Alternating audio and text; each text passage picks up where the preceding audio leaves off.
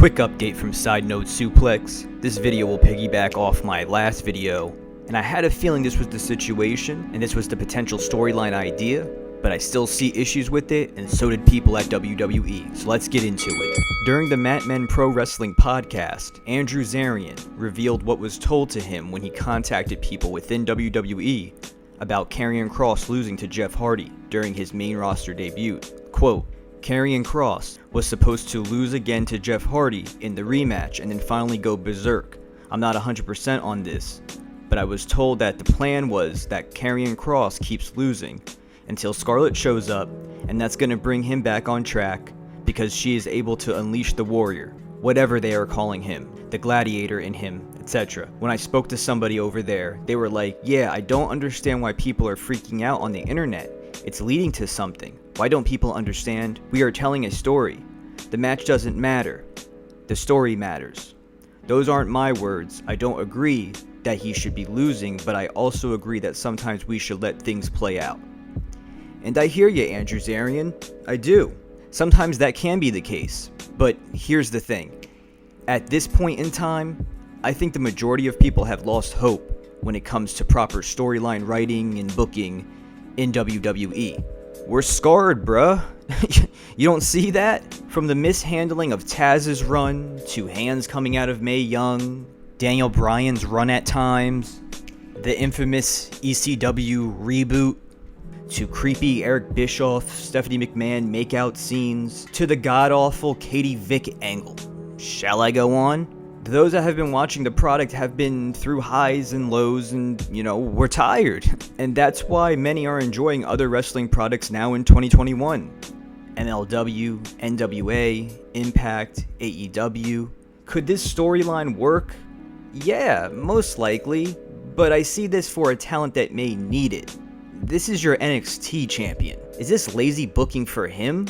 I believe WWE's writing should be able to stand up to dramatic shows such as, the very popular Law & Order, etc. That mini-movie type writing, look and feel, that should be able to be accomplished at WWE. And easily, I think, by now. I mean, they say they are competing with everything out there, and I think they even have writers that used to write on those shows, right? But, Jeff Hardy didn't even really need to be used for this. The same way Keith Lee didn't need to be used how he was the last 2 weeks on Raw. And could this storyline possibly be used for Keith Lee too? I guess. But listen, when Brock, maybe or maybe not breaking script, looks startled, looks shook, and says, who the F is this guy? If you remember from the Royal Rumble. I mean, Brock's the top of the mountain, right? And he was shook. Shouldn't that guy be booked strong forever there on out? I mean, how can you go back after that if that's your pinnacle player? Does this behavior with Karrion Kross shine a light on Vince McMahon, Kevin Dunn, Bruce Pritchard, the higher ups, their view on NXT? As I discussed this in part 1, a report from Sean Ross Sapp on Fightful Select, there was a significant frustration from those we spoke to about how Finn Balor, Adam Cole, Johnny Gargano, Santos Escobar, Oney Lorcan, and others had worked hard to help make Kross as dominant as possible. The report also adds that Kross's treatment has led many to believe that this is how the NXT brand is viewed by higher ups as a whole. So are those within the company who are looking at this through the same scope as us? Are they overreacting? I mean, they work there, and even they are feeling it. In the end though, karma, fate, energy, whatever you want to call it, I guess that didn't even want Hardy and Kross feuding, because Hardy ended up getting that Coco 1-9, ain't that ironic?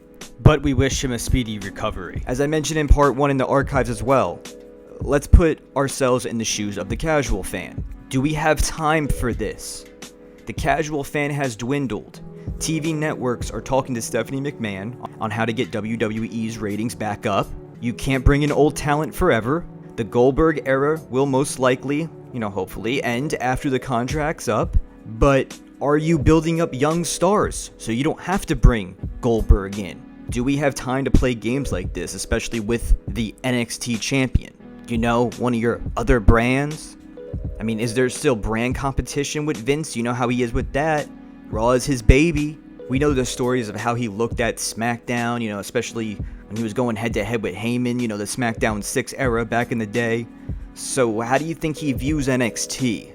It's a new era now, and there's other competitors that even have members who spend time in WWE learning about the business more in-depthly, what to do, what not to do, and may even have some hurt feelings and a point to prove against Vince. But, Vince doesn't seem to mind, doesn't seem to care. But that's common with very rich people. Money is a cushion, and different levels of money take away different levels of worry, for better or for worse. So let me know your thoughts in the comments below. Like, share, and subscribe, and stay tuned for more from Sidenote Suplex.